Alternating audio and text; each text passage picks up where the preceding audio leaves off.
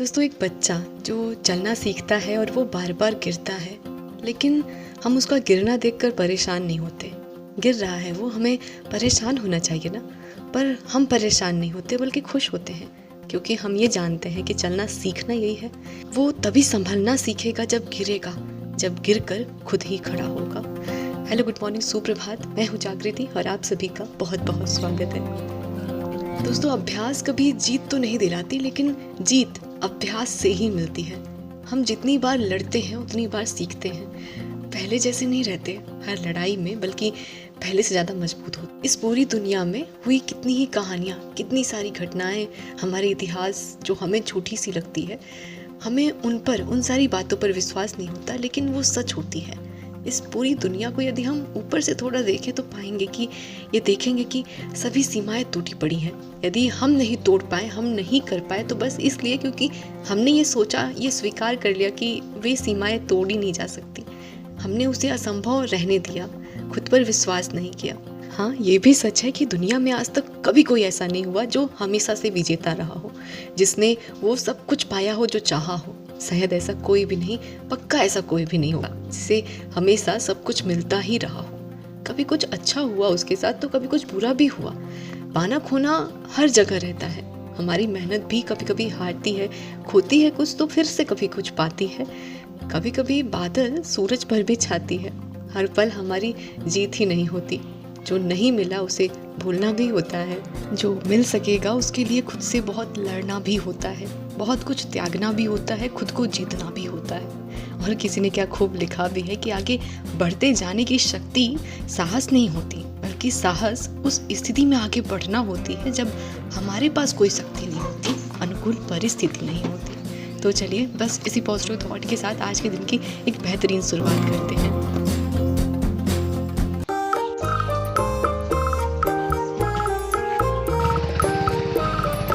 कैसा है हमारा पूरा परिवार? बड़ों को प्रणाम, छोटों को ढेर सारा बहुत सारा प्यार। आशा करती हूँ हमारा पूरा परिवार स्वस्थ है, खुश है, पॉजिटिव है, अपने आप से हर रोज जीत रहा है, आगे बढ़ रहा है, दिन की शुरुआत को बेहतरीन तरीके से कर रहा है।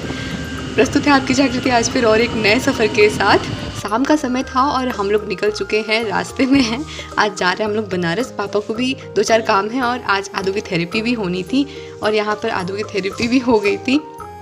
और ये ना आज अपने डॉक्टर के लिए कुछ अपने हाथ से क्राफ्टिंग करके लेके आई थी। ये वाला फूल आदू ने अपने हाथों से बनाया था। बहुत पहले मुझे भी इसने ऐसा फूल बना के कागज़ से मुझे भी गिफ्ट किया था, जो मैंने अपने कमरे में लगाया था, लेकिन वो अभी ख़राब हो गया था तो मैंने हटा दिया। पूरे रास्ते भर बहुत संभालते संभालते हम ये फूल लेकर के हॉस्पिटल तक पहुँचे थे और मैं चली गई थी दवाई लेने के लिए। आज आदू की दवाई भी लेनी थी और अब जा कर के इसने दिया अपना फूल डॉक्टर को। घर आते आते हम लोग को रात हो गया था। पापा को भी खरीदारी में समय लग गया और आज जाम भी बहुत था क्योंकि कल से नवरात्रि शुरू होने वाली थी। घर आते ही हमें मिलता है हमारा पार्सल, जो कि अमेजोन से आया हुआ था। हम और आदू उसे ही खोल रहे थे और अभी अगला दिन है ये। सुबह के बज रहे थे 4, नींद तो 3 बजे की ही खुल गई थी, क्योंकि जब हमें काम रहते हैं ना ढेर सारे, तब हमें सच में नींद नहीं आती है, चाहे हम रात में भी कितना लेट सोए हों। लेकिन आज अलार्म से पहले ही मेरी नींद खुल गई थी। 4 बजने का बस इंतज़ार हो रहा था धीरे धीरे करके, क्योंकि कुछ ज़्यादा ही जल्दी आ जाते हैं हम छत पर और अकेले ऐसे छत पर थोड़ा थोड़ा डर भी लगता है। अभी आप सभी को गुड मॉर्निंग, सुप्रभात और नवरात्रि की ढेर सारी शुभकामनाएं। आज है नवरात्रि का पहला दिन और हमें करनी है ढेर सारी साफ़ सफाई। शुरुआत हमारी किचन से शुरू हो जाती है, धीरे धीरे बाकी सभी जगहों की भी होगी। आज आदू का कॉलेज भी है, तो इसीलिए हमने सिर्फ आज किचन का ही सफाई करने को सोचा है। वैसे मम्मी से पहले ही हमें काफ़ी डांट पड़ चुकी है, क्योंकि 7 बजे आदू को निकलना है और इतना जल्दी सब कुछ हो नहीं पाएगा। इसीलिए हम 4 बजे ही आज सीधे उठते ही किचन में आ गए थे। अभी कुछ भी हमारा नहीं हुआ था। ऐसे तो आमतौर पर ये समय रहता है हमारे पढ़ाई का, लेकिन आज हम अपना ये सबसे बड़ा काम निपटा रहे हैं। वैसे सच बताऊं, समय हमने सोचा था बहुत जल्दी ही हो जाएगा सब कुछ, लेकिन जब करने बैठते ना तब पता चलता है। और ये सब कुछ देखने में तो बहुत कम लग रहा था, लेकिन लिया हमारा बहुत अच्छा खासा समय। सबसे पहले आए किचन में तो समझ में नहीं आ रहा था शुरुआत कहाँ से की जाए। हर तरफ सामान बिखरा हुआ था। फिर हमने अलमारी को सबसे पहले हटाना शुरू किया। सारे डिब्बे वगैरह जो सबसे ऊपर वाले कंपार्टमेंट में रखे थे, वो सब कुछ हमने सबसे पहले हटाए। नीचे नहीं उतारे, नहीं तो बहुत ज़्यादा समय लग जाता। थोड़ा सा जगह खाली कर रहे थे, फिर डिब्बे को खिसका करके फिर थोड़ा सा जगह खाली करके वही अलमारी पर ही जगह बनाना था और वापस से सब पोंछ करके डिब्बे रख दे रहे थे। कुछ डिब्बे हमें साफ़ भी करने थे तो उनको अलग से हटा दिया और अब नीचे की सफाई हो रही थी। वैसे साफ़ सफाई करना मुझे बहुत अच्छा लगता है और कभी कभी ऐसा मन होता है ना कि हम सब कुछ ठान लेते हैं साफ़ करने को और कभी कभी बिल्कुल सुस्त से पड़े रहते हैं। बचपन में मैं ना बहुत ज़्यादा पुजारिन थी। बचपन से ही मुझे पूजा पाठ करना बहुत अच्छा लगता है। हाँ, अभी लेकिन थोड़ा सा कम हो गया मेरा। बचपन में मैं बड़ी मम्मी के साथ अपने बहुत रहती थी, उनका प्रभाव मेरे ऊपर बहुत ज़्यादा था। वो भी बहुत पूजा पाठ करती थी।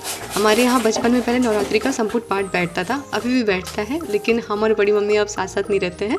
तो बड़ी मम्मी जहाँ रहती हैं वहीं पर ये होता है अब।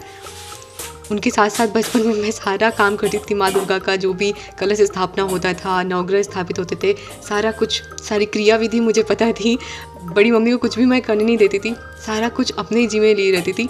उस समय मैं 9-10 साल की थी और उस समय मेरे अंदर इतना इंटरेस्ट था पूजा को लेकर के और वो अलग ही क्रेज़ था। बड़ी मम्मी को देख करके उनका सारा अनुकरण करना, वो जैसे जैसे करती थी हर चीज़ दोहराना करना। हर एक उम्र की हमारी अलग ही मनोस्थिति होती है, अलग रुचियाँ, इच्छाएं, चिंताएं। अब बड़े हो गए हैं तो अलग ही दिशा और चिंता है। इसलिए कहते भी हैं कि जब जो दिल करे वो हमें कर लेना चाहिए, क्योंकि हमेशा हमारी इच्छा उस चीज़ की नहीं होती है। वो बचपन था, दिल की सुनते थे, मस्त रहते थे, कोई ख़ास आगे पीछे की चिंता नहीं होती थी। जो रहता था उसी में बस जीना होता था, उसी पल में जीते थे। वो बचपन था, कोई जिम्मेदारी नहीं होती थी, बच्चे थे, जो इच्छा हुआ वो किया, जो मन किया वो किया। पहले कुछ जिम्मेदारी का एहसास नहीं था, अब सब काम अपनी ही जिम्मेदारी लगती है। अब बड़े हो गए हैं, सबकी उम्मीद भी। बचपन पीछे छोड़कर जब धीरे धीरे हम बड़े होते हैं तब बहुत सारी बातों का एहसास होना भी शुरू हो जाता है। सबकी आंखों में हमें लेकर उम्मीदें नज़र आने लगती हैं, जो हमें हर रोज़ चलने को प्रेरित करती हैं अपने लक्ष्य के आगे पीछे, जो मजबूर करती हैं अपने आप को सिद्ध करने को। कभी कभी लगता है ना कि बचपन ही ठीक था, क्यों बड़े हो गए। और जब बचपन था, छोटे थे, तब सोचते थे कि बड़े कब होंगे, बड़ा होना कितना अच्छा है। लेकिन मेरे हिसाब से, मेरे ख्याल से तो अच्छा वही है, अच्छा हर उम्र में उसी बच्चे जैसा रहना है जो कल और परसों में नहीं, इसी पल में, आज में जीता और मस्त रहता था।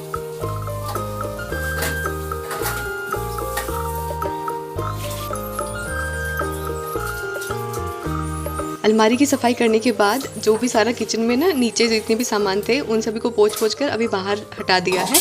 कुछ सामान धोना था, डिब्बे वगैरह कुछ हो गए थे तो उनको भी बाहर निकाल दिया है, क्योंकि हमें लगानी थी झाड़ू पूरे किचन में पानी से।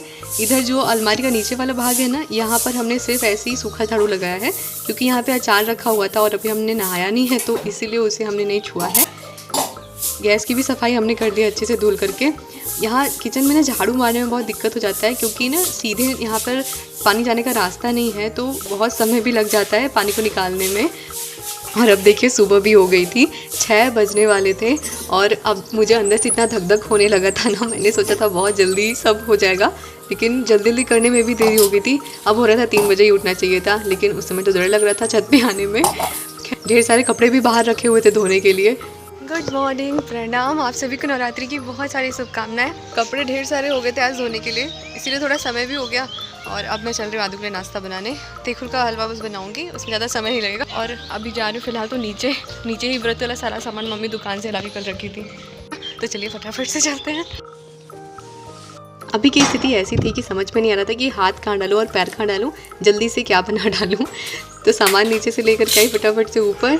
फिर इसके बाद यहाँ पर तेखुर का जा रहे थे हम बर्फ़ी बनाने के लिए, इसे हम लोग हलवा भी कह सकते हैं। तेखुर था रखा हुआ तो उसे हमने पानी में घोला, दूध हमारे पास नहीं था, हम चाहे तो इसे दूध में भी घोल करके छान सकते हैं और फिर इसे लगातार चलाना होता है। और जल्दीबाजी में यहाँ पर मुझसे गिर भी गया था थोड़ा सा घोल। इसे तेज़ आंच पर बस लगातार चलाते रहते हैं और ये जमना शुरू हो जाता है, तो बस इसे हम थाली में अभी पलट लेंगे। पापा भी साथ में आदू के जाते हैं तो उनके लिए हमें चाय भी बनाना था।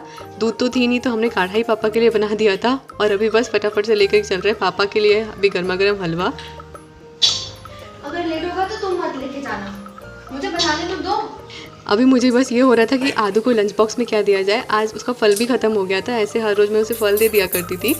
जल्दी जल्दी बस यहाँ पर मैंने थोड़ी सी घी में मूँगफली और थोड़ी सी काजू को रोस्ट कर लिया था और भर दिया लंच बॉक्स में उसके लंच के लिए।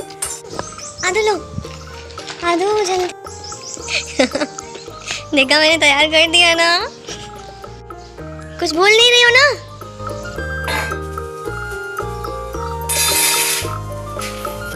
आदू गई और टाइमली सब कुछ हो गया। एक लंबी राहत की सांस ली हमने।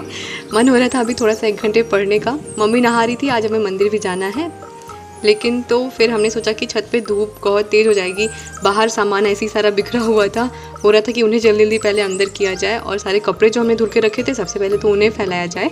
बाद में धूप हो जाती है तो फिर बिल्कुल भी धूप में जाने का मन नहीं करता है।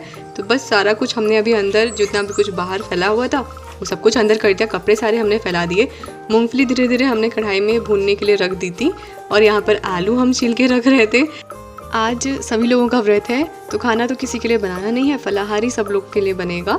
आलू हमने छील के बस ऐसे ही रख दिया, जब पापा और आदू आ जाएंगे कॉलेज से तब उसी समय फ्राई होगा। ऊपर थी ही तो हो रहा था कि सारे ऊपर के काम ख़त्म कर लें, फिर इसके बाद ही नीचे चले। तो आलू वाला काम ही वो बाद में हो जाएगा और फिर नीचे आ गए थे। मम्मी तो अभी पूजा कर रही थी, हम सोचे तब तक हम तैयार हो जाते हैं। मम्मी को वैसे अभी पूजा में भी टाइम लगने वाला था। मुझे तो समझ में नहीं आ रहा था अभी ना, मैं बहुत ज़्यादा थकान भी मुझे महसूस सा हो रहा था। मंदिर भी हमारे घर के बहुत पास है तो मुझे समझ नहीं आ रहा था कि मैं क्या पहनूं। ज़्यादा कुछ ट्राई नहीं करना चाह रही थी। मेरे पास पहली बात तो एक भी सूट नहीं है जिसके मेरे पास दुपट्टे हों। बस गिन चुन के 2-3 दुपट्टे हैं, एक लहंगे के हैं और ये दीदी का सूट का दुपट्टा है।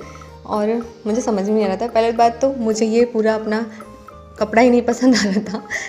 वैसे मैं पहले से थोड़ी सी मोटी भी हो गई हूँ ना, क्योंकि ये कुर्ती पहले मुझे सही होती थी, अभी टाइट हो रही थी, लेकिन फिर भी मेरा बदलने का भी मन नहीं कर रहा था। अभी मैं देखने गई थी मम्मी को कि मम्मी क्या कर रही थी। मम्मी को भी काफ़ी समय था, अभी नवरात्रि भी शुरू हो गई है तो मम्मी अपना पाठ भी करती हैं, तो उनके भी पूजा में काफ़ी समय था तो मैंने सोचा तब तक थोड़ी पढ़ाई कर लेते हैं। लेकिन उससे पहले मुझे आज अपना पूरा टाइम टेबल बनाना था।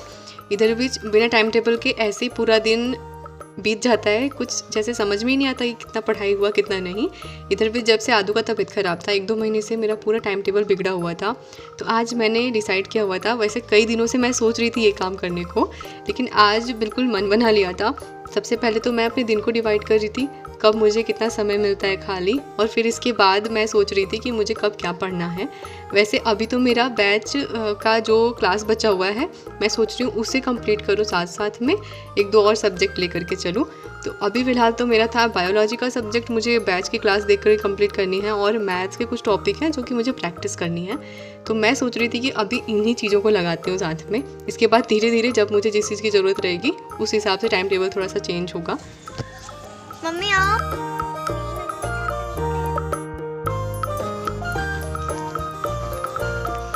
और अब लीजिए हम मम्मी के साथ निकल चले हैं दुर्गा माँ के मंदिर। बिल्कुल हमारे घर के बगल में ही है, 2-4 घर आगे। और ये मंदिर के पीछे ना काफ़ी रहस्य है।